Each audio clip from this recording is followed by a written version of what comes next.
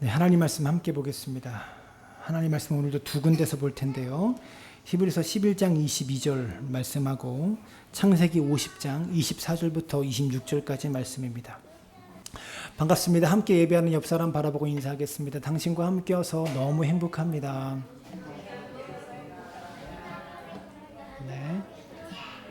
네, 함께여서 행복하고 감사합니다. 매주 히브리서 11장의 말씀들을 우리가 함께 한 명 한 명, 자, 히브리서 11장에 나오는 명예의 전당에 이름이 올린 성경의 인물들을 한 명 한 명 살펴보고 있는데요. 오늘은 믿음의 사람 요셉에 대해서 말씀을 나눌 차례입니다. 여러분, 요셉이라는 사람을 모르는 사람은 아무도 없을 거예요. 그만큼 성경 안에서 대단한 인물이기 때문에 그렇습니다.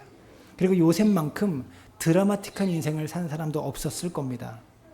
요셉이 어린 시절에 꿈꾸는 자였다고 말했죠. 꿈꾸는 자였고 그 꿈 때문에 형들에게 미움을 받아서 애굽의 노예로 팔려갔고 또 억울하게 죄수의 누명을 쓰고 살다가 그 감옥에서 꿈 해석을 잘해가지고요. 당시 세계 최고의 강대국인 이집트의 총리가 된 그런 인물이었습니다. 요셉에 대해서는 할 이야기가 참 많은 사람이죠. 요셉에 대해서 설교하면 설교거리가 너무 많아요. 뭘 설교해야 되지 모를 정도로 설교거리가 너무 많습니다. 반복해서 말씀드리지만 히브리서는 한 사람의 인생 전체를 전부 다 소개할 수 없기 때문에 그 사람 인생에서 최고의 믿음을 보인 순간만 히브리서 11장의 한순간만 기록해서 히브리서의 저자가 기록해 놓았다고 그랬죠. 여러분 같으면 요셉이 살아왔던 그 드라마틱한 인생 가운데 어떤 순간을 최고의 믿음을 보인 순간이라고 선택해서 믿음으로 요셉은 이러한 일을 했다라고 기록하겠습니까? 뭘 선택하셨겠어요? 여러 가지 얘기를 할 수 있겠죠. 꿈을 꾼 이야기도 할 수 있겠고, 그거보다 감옥에 끌려간 얘기도 할 수 있겠고, 또 억울하게 누명을 쓰고 그렇게 감옥에 간 얘기도 보디발의 집에서 쫓겨난 얘기도 할 수 있겠고, 그 가운데 믿음을 지킨 여러 가지 이야기를 할 수 있을 것 같은데, 재밌게도 오늘 히브리서의 저자는 요셉의 인생 가운데 많은 스토리 가운데 지난주 야곱도 그랬는데요. 마지막 순간에 요셉이 한 말, 그 한마디를 주목하면서 이 순간이 요셉의 인생 가운데 가장 큰 믿음을 보인 순간이다 라고 기록하고 있다는 거예요. 어떤 순간일까? 히브리서 11장 22절의 말씀 함께 읽습니다. 11장 22절입니다. 시작. 믿음으로 요셉은 임종시에 이스라엘 자손들이 떠날 것을 말하고 또 자기 뼈를 위하여 명하였으며, 이 장면이 요셉의 인생 가운데 가장 큰 믿음을 보인 장면이라고 이야기하고 있는 거예요. 어떤 장면? 임종시에. 지난주에 야곱도 죽기 직전에 지팡이 머리에 의지해서 예배 드릴 때 제대로 몸도 가누지 못하고 그 젊은 시절에 천사와 씨름해서 이길 정도로 그 정도 강인했던 야곱이 자기 힘 하나도 없이 그 마지막 순간에 드렸던 그 예배, 왜 그 예배가 아름답다고 그랬죠? 아무것도 바라지 않고 하나님 한 분만을 원했기 때문에 그 순간이 야곱이 보인 최고의 믿음이라고 그랬던 것처럼 죽기 직전의 순간, 오늘 요셉도 죽기 직전에 임종시에 이 순간이 가장 큰 믿음을 보이는 순간이라고 이야기하고 있는 거예요.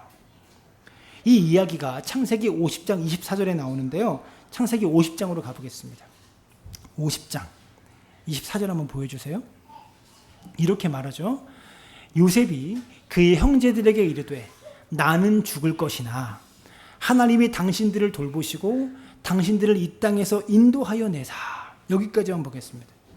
여러분, 제가 이 부분을 읽으면서 참 은혜가 되었어요. 나는 죽을 것이나, 요셉이 뭐라고 고백해요? 나는 이제 죽을 것이나 하나님이 당신들을 돌보실 것이다. 누구에게 말하는 거예요? 가족들에게 말하는 거예요. 12명의 형제들과 가족들에게 이야기하고 있는 거예요. 여러분, 저는 이 부분이 왜 은혜가 되었냐면, 요셉이 몇 살에 죽었습니까? 110살에 죽었다고 오늘 본문에 말하죠. 110살에 죽었어요. 근데 요셉이 몇 살에 총리가 되었는지 아세요? 창세기 41장에 따르면 요셉이 총리가 되었을 때 나이가 30살이었어요. 30살, 30살. 30세의 총리가 돼서 110세에 죽었습니다. 그럼 총리 자리에 몇 년 동안 있었던 거예요?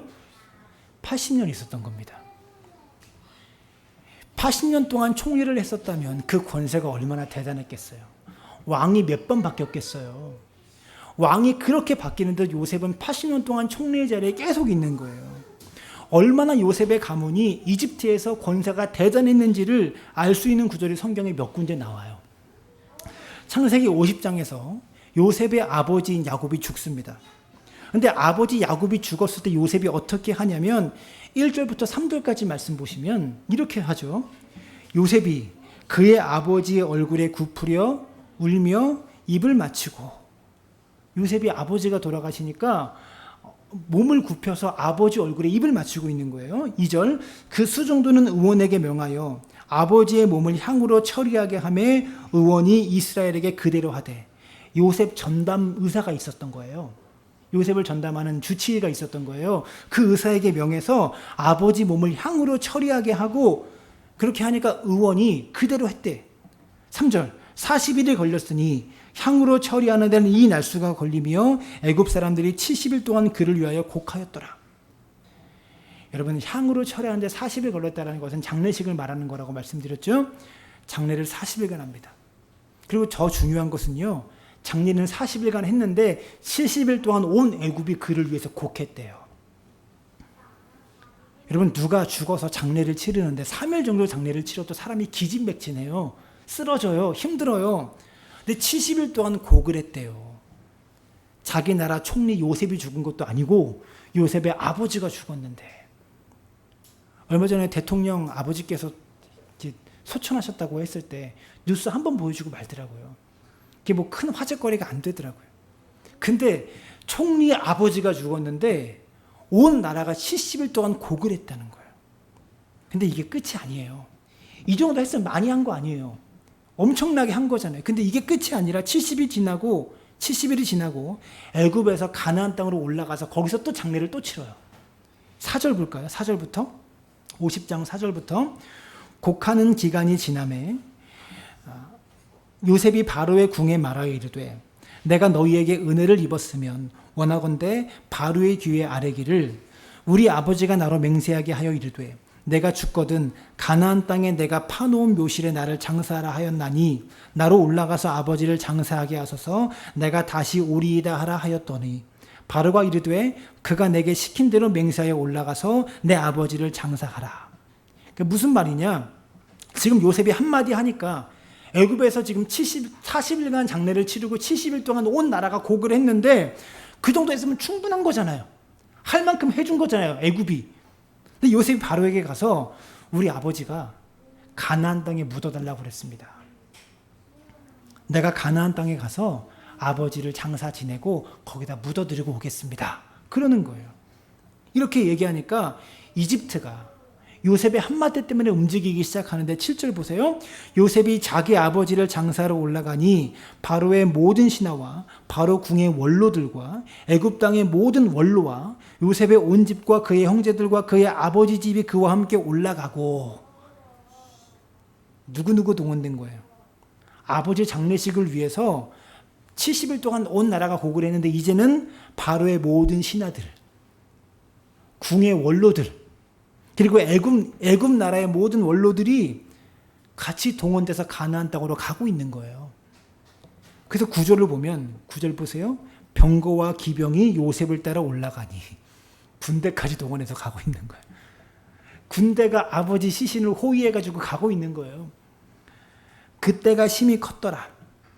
요셉이 요단강 건너편 아닷 타작마당에 이르러 거기서 크게 울고 애통하여 요셉의 아버지를 위하여 7일 동안 애곡하였더니, 가나안 땅에 가서 또 며칠 동안 애곡한 거예요. 7일 동안 또 애곡을 한 거예요.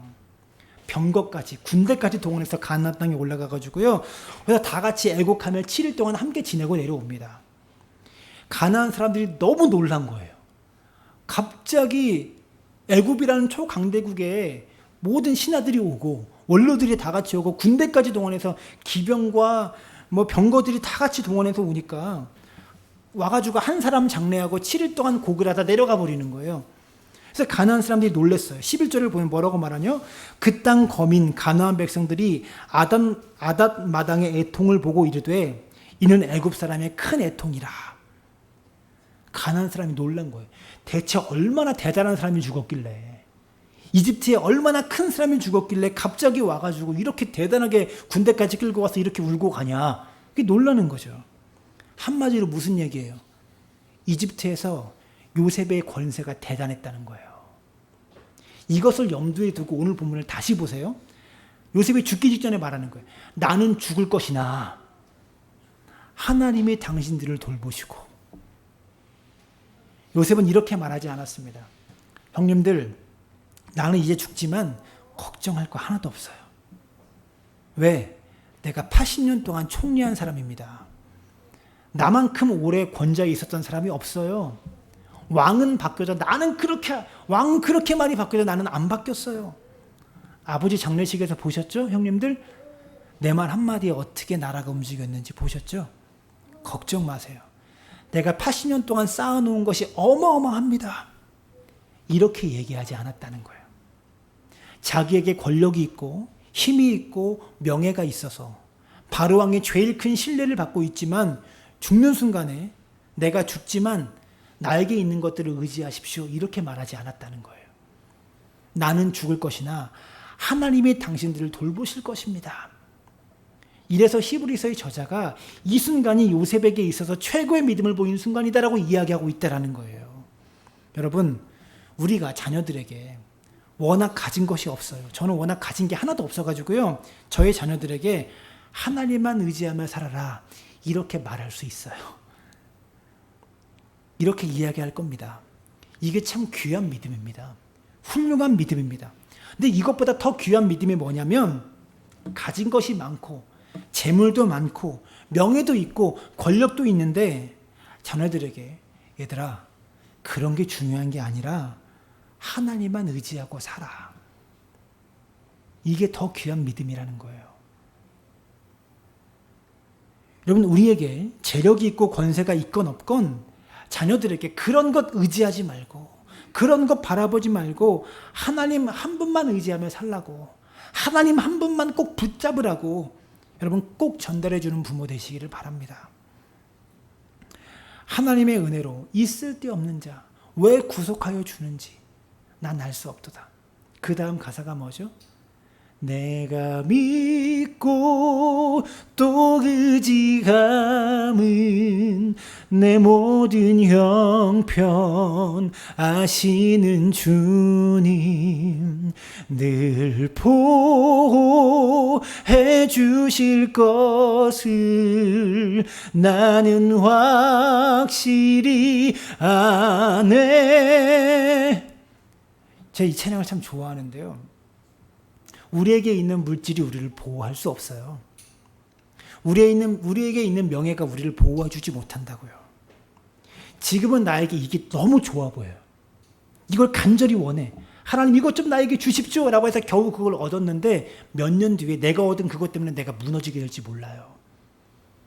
그때는 내게 그거 정말 필요해서 그것만 얻으면 소원이 없겠다 그러는데 그것 때문에 내가 망할 수 있다고요. 반면에 그것만 없으면 내가 너무 좋겠다. 이것이 너무 문제가 돼서 내 삶에 이것만 없으면 이 문제만 없으면 너무 좋겠다 그랬는데 나중에 이 문제 때문에 내가 살게 될지도 모른다는 거예요. 그래서 무엇을 말하고 싶은 거예요? 내게 있는 것이 내게 꼭 필요한 것이 아닐 수 있는 거예요. 영원히 필요한 것은 뭐예요? 우리 주님밖에 없는 거예요. 하나님이 우리를 돌보십니다. 하나님이 우리의 삶을 인도해 주십니다. 근데 요셉이 더 놀라운 이야기를 하는데요. 나는 죽을 것이나 하나님이 당신들을 돌보실 것만 아니라 당신들을 이 땅에서 인도해 내실 것이다. 당신들을 이 땅에서 인도하여 내사 아브라함과 이삭과 야곱에게 맹세하신 땅에 이르게 하시리라 하고. 여러분 창세기 50장 24절로 다시 가볼까요? 50장 24절. 이게 왜 중요한 말씀이냐면 창세기 15장에 가보면 창세기 15장 13절인데요. 창세기 15장 13절 말씀에 뭐라고 되어 있냐면 여호와께서 아브라함에게 이르시되 너는 반드시 알라. 내 자손이 이방에서 객이 되어 그들을 섬기겠고 그들은 400년 동안 내 자손을 괴롭히리니 그들이 섬기는 나라를 내가 징벌할지며 그 후에 내 자손이 큰 재물을 이끌고 나오리라. 하나님께서 아브라함과 야곱에게 약속하신 것이 뭐냐면 너희가 이집트 땅에서 애굽 땅에서 400년 동안 괴로우며 살게 될 것이다. 이 말씀하신 거예요. 그 괴롭힘의 기간이 끝나면 내가 그들을 징벌할 것이고 그 후에 너희가 나올 거야. 이 말씀이 아브라함에게 준 말씀이었거든요. 창세기 15장에서 너에게 복주고 너를 창대하게 하리라. 네 민족을 하늘의 별처럼 땅의 모래처럼 많게 하리라는 말씀도 주셨지만 너희 민족이 아들 하나도 없는 아브라함에게 너희 민족이 이집트에 들어가서 애굽 땅에서 400년간 괴롭힘 당하게 될 거야. 그 괴롭힘의 기간이 끝나면 그 후에 너희가 나오게 될 거야. 이 말씀이 있었거든요. 근데 지금 요셉의 상황을 한번 보세요. 요셉의 상황을 보라고요. 80년간 요셉이 애굽에서 총리를 하면서 이 상황에서 누가 봐도 이 약속이 성취될 것 같지는 않아요. 여러분 지금 이스라엘 백성 야곱의 일가가 애굽에서 종살이 할 것 같습니까? 좀 고개를 한번 저를 좀 쳐다봐 주세요. 할 것 같은 분위기십니까 지금 분위기가? 전혀 아니잖아요. 지금 이스라엘 백성들은요 야곱의 일가는 애굽 땅에서 VIP 대접받고 있어요. 최고의 대우를 받고 있다고요. 장례를 70일 동안 치르고 또 가나안 땅에 가서 군대까지 동원해서 또 장례를 또 치르고 지금 이게 야곱 가문의 위상이에요. 애굽에서 VIP로 대접받아요. 요셉도 80년 동안 총리로서 국가를 운영해서 국가의 모든 재반 사무를 딱 관장해요. 현재의 시점으로 보면 400년 동안 종살이가 일어날 것 같지는 않다라는 거예요. 지금 현실을 보면 아무 일도 없을 것 같지만 하나님의 약속의 말씀이 너희가 400년간 고난을 당하게 될 것이다 라는 거예요. 근데 요셉이 죽는 순간에 이 약속의 말씀을 붙잡습니다. 우리가 400년간 종살이 당하게 될 거야. 이거 붙잡으면서 얘기하는 거예요. 나는 죽을 것이나 하나님이 당신들을 돌보실 겁니다. 여러분 지금 내가 처한 상황이 매우 어려운데 이런 약속의 말씀 붙잡는 건 쉽습니다. 지금 병들었고 지금 힘들고 지금 너무나 어렵고 아프지만 조금만 참으십시오. 하나님이 회복시켜 주실 것입니다. 하나님이 잘되게 하실 것입니다. 이거 붙드는 거 어려운 것 아니에요. 누구나 붙잡을 수 있는 말씀이에요. 왜요? 우리의 소망이 섞여 있잖아요. 우리의 기대가 있잖아요. 지금은 어렵지만 하나님께서 우리를 성공하게 하실 거야. 잘되게 하실 거야. 이 말씀 붙잡는 건 쉬워요. 그런데 진짜 어려운 게 뭐냐? 지금 눈에 보이는 현실이 참 좋아요. 태평하고 감사하고 모든 것이 행복해요. 하는 일마다 잘 돼요. 그런데 앞으로 너희가 어려워질 거야. 앞으로 너희가 망하게 될 거야. 종살이하게 될 거야. 이 말씀 붙잡는 거 정말 어려운 믿음이에요. 실제로 요셉과 같은 믿음을 보인 사람들이 성경에 거의 없어요. 잘 되고 있는 순간에 어려움 당할 거라는 말씀을 붙잡은 사람이 성경에 안 나온다. 거의 없다고요. 여러분 선지자들의 공통점이 뭔지 아십니까? 성경에 나오는 예언서들의 공통점이 뭔지 아세요? 거짓 선지자들은 인기가 참 많은데요. 참된 선지자들은 인기가 없어요. 참된 선지자들은 그 시대에 언제나 인기가 하나도 없어요. 왜? 여러분 거짓 선지자들이 외친 예언이 뭔지 아십니까? 항상 이런 메시지를 전했습니다.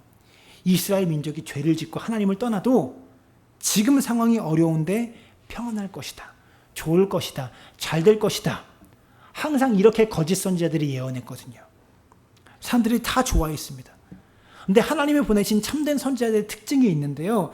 지금 눈에 보기에 아무런 문제가 없고 나라가 태평하고 다 성공하고 전쟁에 나가서 다 이기는 것처럼 보여도 그런 상황 속에서 하나님이 우리 민족을 심판하실 것입니다. 이렇게 하나님을 떠나서 흥청망청 놀고 즐기고 있는 우리 민족을 하나님이 심판하실 겁니다. 이렇게 예언하니까 이 참된 선지자들의 예언을 사람들이 다 싫어했어요. 근데 사실 우리에게 필요한 믿음이 요셉이 보여준 바로 이런 믿음입니다. 눈에 보이는 현실이 아니라 하나님 말씀 붙잡아야 되는데 특별히 안 되고 있을 때 어려울 때 너희가 잘 될 거야. 너희가 회복될 거야. 이런 말씀 붙잡는 것은 쉽지만 평안해 보이고 태평해 보이는 현실 속에서 하나님의 심판의 말씀 붙잡기는 참 어렵다라는 거죠. 우리 그리스도인들은요. 이 땅에 최후의 심판이 있음을 믿는 사람들입니다. 언젠가 이 땅은 심판받게 됩니다. 이 세상은 영원하지 않습니다. 하나님의 심판이 임할 날이 온다라는 거예요. 이 세상은 망해가게 되어 있습니다. 날이 갈수록 세상은 악해져 가게 되어 있고요. 그래서 언젠가 하나님의 심판이 임할 날이 올 수밖에 없는 세상이라는 거예요. 이게 성경이 말하고 있는 세상의 끝입니다.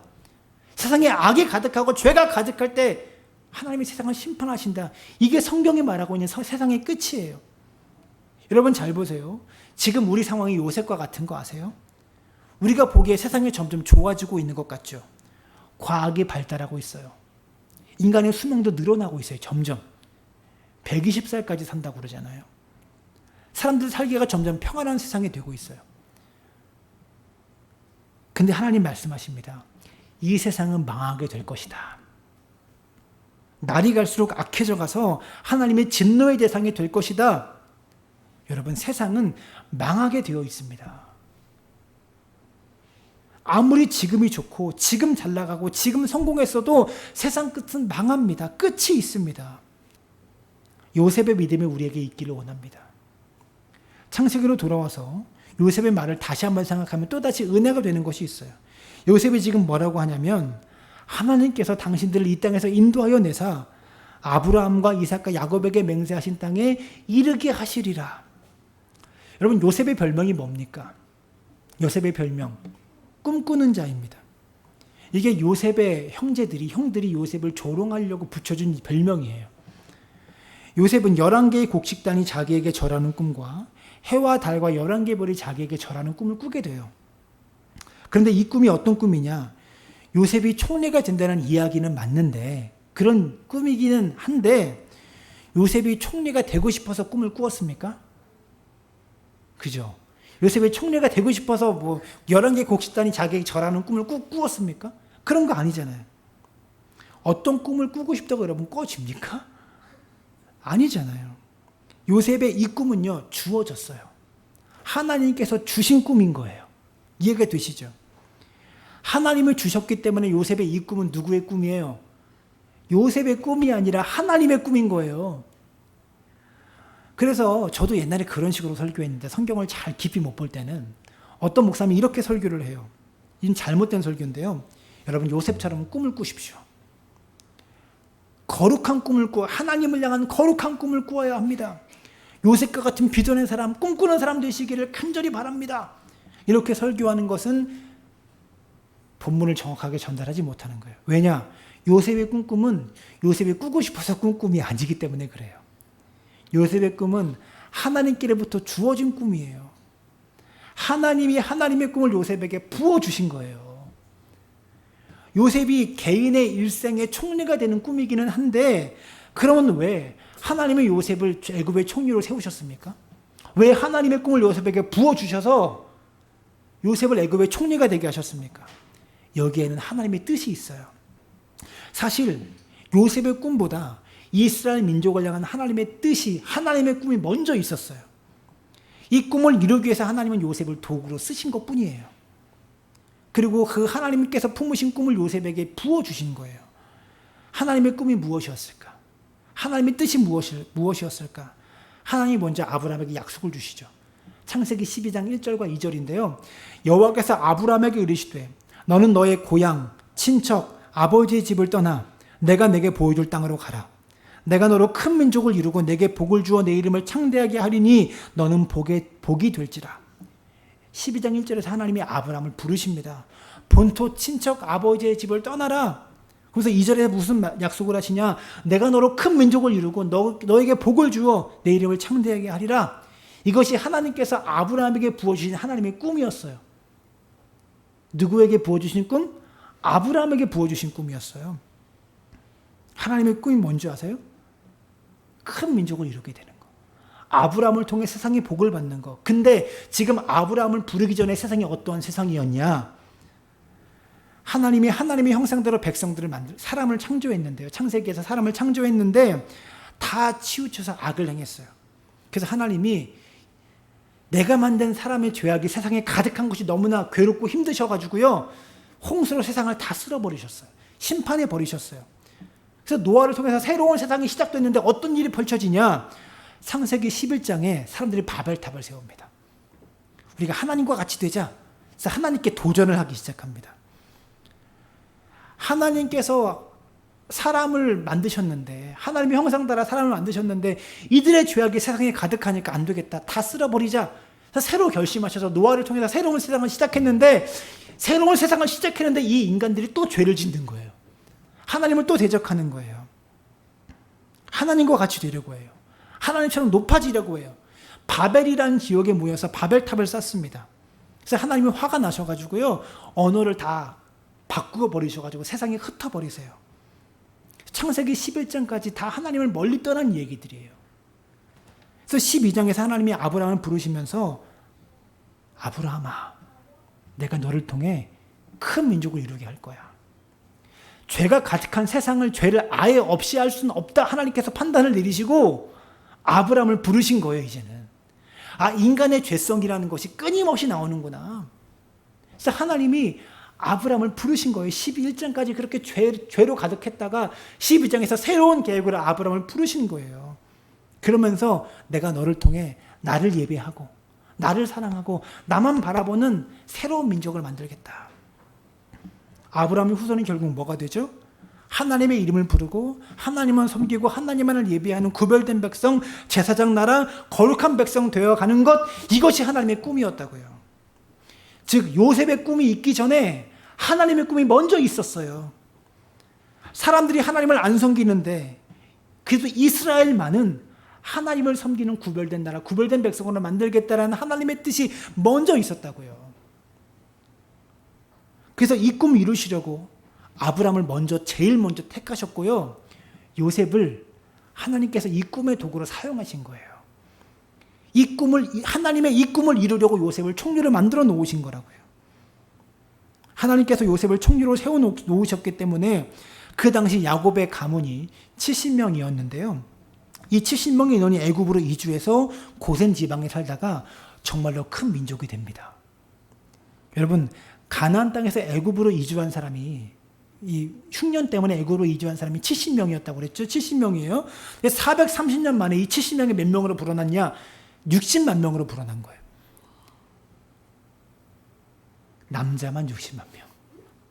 430년 만에 70명으로 시작했던 민족이 430년 만에 남자만 60만 명. 이렇게 드러난 거예요. 하나님의 꿈이 애굽 땅에서 이루어진 거라고요. 이 일을 이루시기 위해서 하나님은 요셉을 먼저 애굽으로 보내셨고요, 총리가 되게 하셔서 애굽을 일종의 인큐베이터로 쓰신 거예요. 이스라엘 민족이 탄생하게 하는 인큐베이터로 애굽을 쓰신 거예요. 지금 70명에 불과한 이스라엘 민족이에요. 이스라엘 이 작은 부족이 가나안 땅에서 큰 민족이 되기는 어렵습니다. 불가능합니다. 지금 가나안 땅은요, 이스라엘 땅은 사방팔방의 교통의 요지예요. 무역의 중심지고요, 육로의 중심지예요. 그 지역에서 70명에 불어나서 큰 민족이 되어가는 모습을 보면 주변 민족들이 가만히 있질 않아요. 주변 민족들이 다 쳐들어오지 가만히 있지를 않아요. 어떤 민족이 강성해지는 것 같으면 주변에 있는 거대 제국들이 가만두지 않아요. 가나안 땅에 있었을 때는. 그래서 그 지역에, 가나안 지역에 계속 머물렀다면 이스라엘이 큰 민족이 되기는 불가능했을 거예요. 또 하나, 가나안 땅에 있었으면 이스라엘 민족이 구별된 백성으로 될 수는 없어요. 왜? 가나안 땅이 우상숭배가 강했던 곳이거든요. 우상의 도시였어요, 가나안이.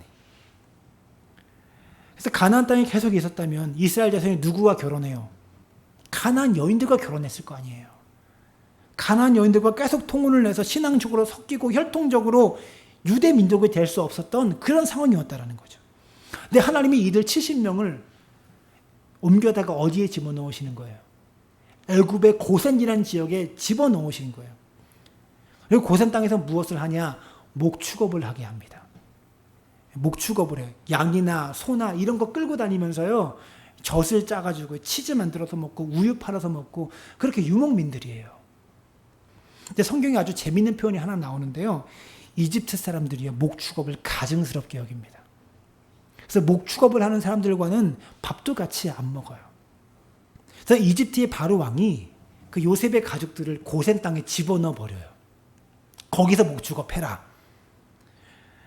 그래서 외부와 완전히 차단된 채로 애를 거기서 마구마구 낳아요. 목축업을 싫어하는 애굽 사람들이 고센 땅에 갔을까요? 안 갔을까요? 가지도 않는 거예요. 그래서 70명이 거기 들어가 가지고요. 430년 동안 애를 계속 낳았어요. 이게 큰 민족을 이루라고 하시는 하나님의 꿈이었어요. 이것을 위해서 요셉에게 꿈을 주신 거예요. 근데 요셉이 그것을 아무것도 모를 때 그 꿈을 어떻게 해석했냐면 개인적인 차원의 꿈으로 해석했었어요. 내가 형들보다 뛰어난 존재가 되는 것이구나. 형들이 나에게 전하는구나. 처음에 요셉은요, 개인적인 차원의 꿈으로만 해석했지, 하나님의 뜻에 대해서는 전혀 관심도 없었다고, 이 꿈을 꾸었을 때. 그저 내가 잘 되고 내가 성공하는 꿈이구나, 이렇게 알았는데, 그의 인생 속에 하나님의 뜻이, 하나님의 꿈이 임하는 시점이 언제입니까? 요셉이 가뭄 때문에 곡식을 사러 형들이 올 때 이렇게 말하죠. 하나님이 우리 민족을 살리시려고 나를 당신들보다 먼저 보내셨나이다. 요셉의 삶이 변했어요. 자기한테 있었던 꿈이 내 개인적인 차원의 꿈인 줄만 알고 살았어요. 내가 성공하는 것이겠구나. 내가 좀 뛰어난 존재가 되는 것이겠구나. 이렇게만 알고 살았어요. 근데 그게 아님을 이제 드디어 깨닫게 된 거예요. 하나님이 우리 민족을 살리시려고, 우리 가족을 살리시려고 나를 이 땅에 먼저 보내셨고 나를 총리로 만드셨구나. 내가 꾸었던 꿈이 하나님의 꿈과 맞닿아 있다는 것, 이것을 요셉이 이 순간에 깨달아 버렸다고요. 이해가 되십니까? 그리고 나서 오늘 히브리서 11장의 요셉이 죽는 순간에 더 이상 이제 자기 꿈은 얘기하지도 않고 하나님의 꿈만 얘기하는 거죠. 개인적인 차원의 내 꿈만 말하는 게 아니라 이제는 온통 하나님의 꿈으로 가득 찬 얘기만 하는 거예요. 하나님이 아브라함과 이삭과 야곱에게 주신 땅으로 여러분을 인도해내실 것입니다. 말씀을 정리하겠습니다. 히브리서의 기자가 왜 이 순간이 요셉에게 중요한 순간이라고 기록했을까요? 원래 하나님의 꿈이 먼저 있었습니다. 그리고 이 하나님의 꿈을 이루기 위하여 하나님은 각 개인들에게 꿈을 주십니다. 하나님의 꿈을 이루기 위해서 각 개인들에게 꿈을 주시고 이 하나님의 꿈의 도구로 우리를 사용하시는 거예요. 근데 대부분의 사람들이요, 내가 꾸고 있는 꿈이 하나님의 꿈과 맞닿아 있다는 것을 인식하지 않아요. 모르고 살아요. 그저 내가 성공하고 내가 잘되고 내가 출세하는 꿈을 꾸며 살아요. 이 꿈이 하나님의 꿈과 맞닿아 있다는 것을 전혀 인식하지 못한다고요. 근데 요셉이 이 순간에 내가 어린 시절에 꾸었던 이 꿈이 하나님의 꿈과 같이 이어져 있다, 연결되어 있다는 것을 깨닫고 더 이상 이제는 내 꿈은 온데간데 없고 하나님의 꿈만 남아있는 거예요. 지난주 야곱처럼 더 이상 내가 원하는 것, 내가 바라는 것 없고 하나님 한 분만을 원했던 그 야곱의 예배처럼 더 이상 이제 내가 출세하고 내가 성공하고 내가 잘되는 그런 꿈은 없고 하나님께서 원하시는 꿈만 요셉에게 남아있었다라는 거죠. 우리 삶에 적용해 보겠습니다. 우리가 어렸을 때부터 하나님께서 우리에게 꾸게 하신 꿈들이 있잖아요. 내게 있었던 그 꿈이 다 개인적인 소원의 것들인 줄 알았는데 이것이 하나님과 하나님의 거대한 꿈과 원대한 꿈과 연결되어 있다는 것을 내가 깨달았어요. 제가 어떤 사람이 복받은 사람이냐, 내게 있는 꿈이 하나님의 꿈과 연결되어 있다는 것을 아는 사람이 복받은 사람이에요. 우리가 이것을 모를 때는 내게 있는 꿈을 통해 내가 이 땅에서 성공하고 이 땅에서 잘 되려고 했는데 이게 깨달아지면서 내 꿈은 점점 죽어가고 온데간데 없고 마지막 순간에 어떻게 고백하게 되는 거예요? 주님의 뜻을 이루소서. 이렇게 죽는 것이 믿는 자의 삶이라는 거죠. 사랑하는 여러분, 오늘 말씀을 통해 우리가 변화되길 원하는데요. 내 삶에 주어졌던 꿈들이 있어요. 요셉처럼 어렸을 때부터 내게 있었던 꿈들이 있었어요. 다른 사람에게는 없지만 내게 유독 있었던 그 꿈이 하나님의 꿈과 맞닿아 있다는 것을 깨달을 수 있는 믿음의 사람들 되시기를 부탁을 드립니다. 그리고 조금씩 시간이 가면서 이제는 내 꿈이 점점 사라져버리고 결국 하나님의 꿈만 내 인생에 남게 되는 그런 은혜가 있게 되기를 간절히 바랍니다. 그러니까 그렇게 보니까 요셉의 인생이 참 멋있더라고요. 젊을 때는 그의 인생이 참 멋있어 보이지만 그게 다 자기 꿈만 얘기했어요. 근데 마지막 순간에 이제 자기 꿈은 하나도 안 남고 하나님의 꿈만 그에게 남았던 거죠. 죽는 순간까지 못 이룬 자기 꿈 못 버리는 사람 얼마나 많습니까? 그래서 자녀에게 이 꿈을 네가 좀 이뤄줘라 이렇게 말하면서 자기 꿈 못 이룬 게 원한이 원통해가지고 자녀에게까지 그 꿈을 이뤄달라고 넘기는 사람이 얼마나 많아요. 요셉처럼 시간이 가면 갈수록 내 꿈과 내 계획과 내 생각이 조금씩 사라져가고 하나님의 뜻이 더 분명히 깨달아지고 결국 하나님의 꿈만 내 인생에 남는 믿음의 사람들 되시기를 주님의 이름으로 축원합니다.